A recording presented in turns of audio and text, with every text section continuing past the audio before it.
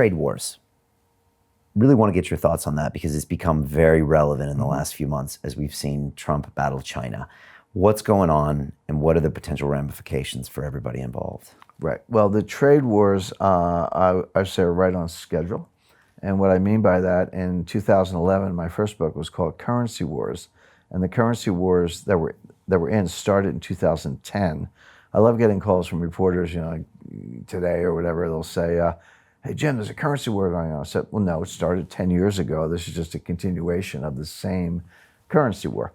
But the point I made, we're not in currency wars all the time, but when we are, they can last for 10 or 15 or 20 years. So I'm not surprised that here we are in 2019, and we're in the same currency war that started in 2010, and that's what my book, Currency Wars, was about. And what is a currency war for people that might not understand? Currency wars arise in a condition of too much debt, not enough growth. Because if you have enough growth, a big country like the United States doesn't care. It's like, whatever, you want to devalue your currency, who cares? It's small change. There's enough growth to go around. But if you have too much debt and not enough growth, you can't borrow your way out of the problem. And so you look for other techniques. And one of them is currency devaluation. So what do? You say, well, you're whatever, UK, Europe, US. You say, I'll devalue my currency. Well, what do you get for that? Well, you lower your unit labor costs, you stimulate exports and export-related jobs, and you import inflation because your people have to pay more because your currency is worth less. And this is what China has been doing, or Trump was accusing China of doing. Go back to Geithner. I mean, China was doing it, but so was the U.S. People forget the dollar hit an all-time low in August 2011. That was the all-time low for the dollar, not all that long ago. And then we sort of passed the canteen to Europe and let them take the euro. Euro was $1.60, and then it went down to like $1.03. So they got to devalue. So everyone's taking turns. But the problem with currency wars, they don't work. And the reason is that you get retaliation. So if one and only one major trading partner devalued the currency, it would work fine. And that was the old IMF system with fixed exchange rates. But now what happens is somebody else devalues, and then you devalue again, and they devalue again, and it becomes a race to the bottom. So after some years, people realize it doesn't work because any advantage is temporary and it's quickly taken away by trading partners. So then, and this kind of goes to your original question, Brian, then you go into trade wars. Say, well, currency wars don't work, we're not getting anywhere, so let's go into trade wars. And the theory is kind of the same. I'll put tariffs against your goods, that'll increase the price of imports, make exports relatively more attractive, et cetera. But that doesn't work either because you get countervailing tariffs. So you get a tariff war, a trade war, instead of a currency war, and we're in that now. With China. With US China, and China. correct. Yeah. But Europe is next. Okay. Trump's going to put tariffs on German cars next month. So, Really? Yeah, so this is going to spread. I do say the UK will be one of the winners because if you're going to pick a fight with everybody, you need a few friends. And I think Boris Johnson or the UK government will be one of his friends. But the point being, the problem with what I just said, and it is historically accurate and analytically accurate, is the sequence is currency wars, trade wars, shooting wars. Shooting wars solve the problem. Mass mobilization warfare, destruction of capital, and 50 million dead. Very good for the labor market, very good for construction, very good for recovery. Not a great way to get there, but history is that shooting wars follow trade wars. So let's hope that doesn't happen. Let's talk a little bit about the trade war. So we're in it. A lot of people say, well, this started in January 2018 because Trump put tariffs on solar panels and appliances, your refrigerators or whatever, dishwashers in particular.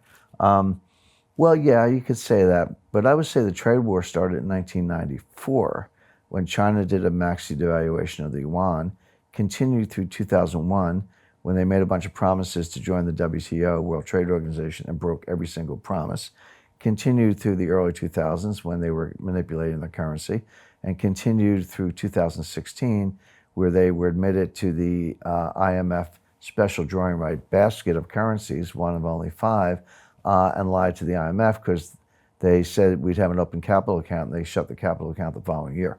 So the history of China is they cheat, lie, steal, break every rule all along the way. And this is what Trump kind of ran on, saying that we Correct. need a better deal with China. Right. So what he did in 2018, I view as the U.S. finally got the wake-up call and retaliated. So if you want to say we started the trade war in 2018, fine.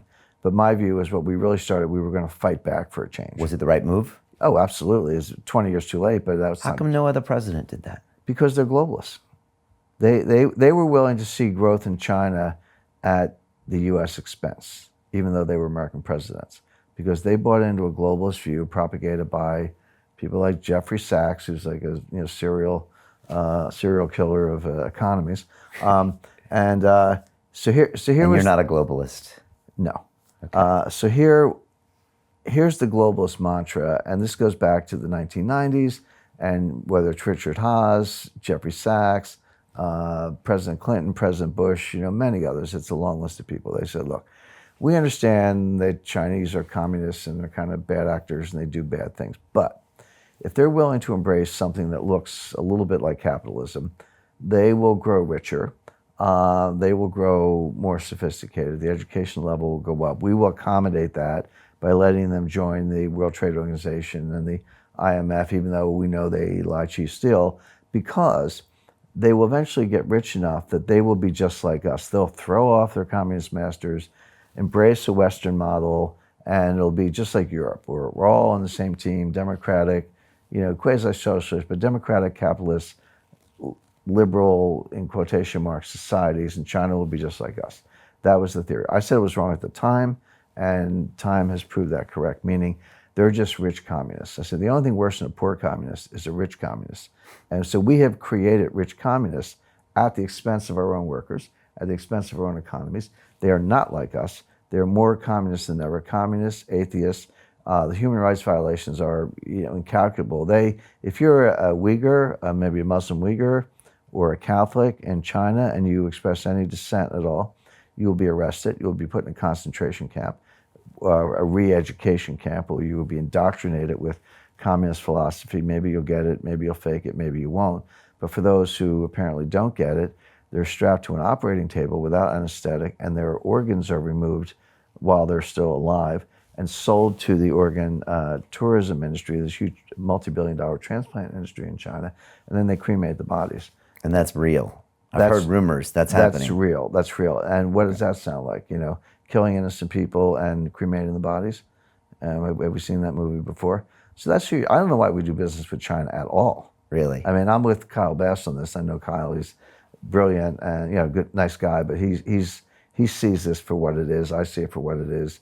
And I've been to China enough, and I've been out of the big cities and got mud on my feet, going to construction sites and ghost cities and talk to Communist Party officials. And so they're because you can't see this in the main cities, right? You won't get that feel in Beijing and Shanghai. You have to get out west. No, they got to move the organs around. They got to move the kidneys and hearts around to where they're needed. But meanwhile, the victims are being cremated.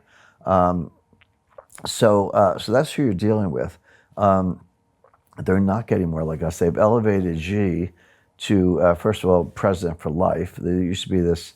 You got two 5-year terms, and then in your second term, you kind of announced or anointed your successor, who would then pick up the reins at the end of your second 5-year term. That process was, which is driven by consensus, was working very well and giving China a little bit of stability. Xi tore it up. He's in his second 5-year term now, but he did not announce a successor. And at the last National Party Congress, they changed the rules so that he can stay on indefinitely. So he's president for life. They also created something called Xi Thought, which is a big deal because it elevates his ideological musings to the level of Mao thought. He's only the second Chinese leader to get that designation. All the others, okay, you're president of China, head of the Communist Party, whatever, but they were never treated on a par with Mao. Xi is. So we have Xi Thought.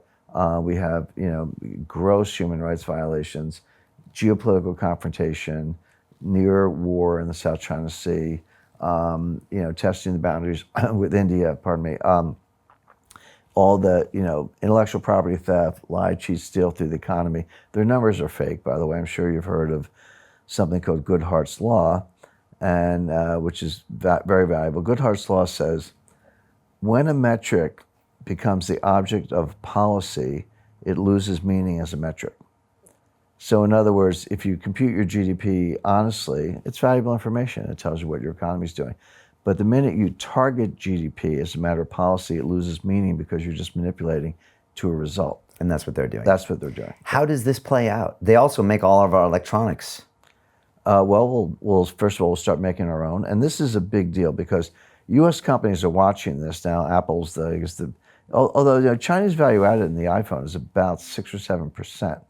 100% of the cost of an iPhone is treated as a Chinese export and a U.S. import, but their value added is only about 7%, give or take, because they buy the Gorilla Glass they buy from Germany, the circuits they buy from Japan, they buy other components from South Korea, so they have to pay as much as they get, and then they're just assemblers. These are Lego-style assembly jobs. They do it better than anyone else can right now. Correct, and don't underestimate the extent of the poor working conditions, slave labor, prisoner labor, some of the things that go into this.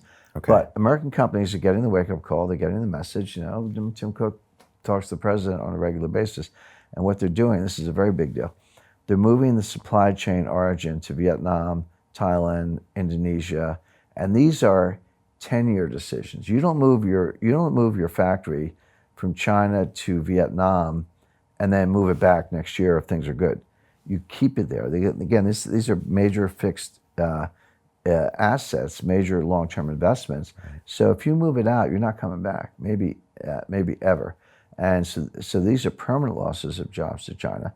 And their GDP is overstated, grossly overstated. My adjustment gets them down from round numbers from about 6.2% to maybe a little under 4, 3.8 or so. But I've seen other scholars whose opinion I respect say it's more like 2.5%, and some say 0. Okay. So China is the growth slowdown is abrupt. It's material and it's getting worse. And so what'll happen is Xi's status is now at risk. I mean, okay, he may be president for life and Xi thought and all that. He may be the most powerful leader since Mao, but the Cultural Revolution got a little bit out of control for Mao too. And so the Politburo, they're going to be careful, but they may get rid of Xi at some point. Or you may see social unrest. You may see Hong Kong writ large. And Hong Kong's not going away. That situation's not getting better.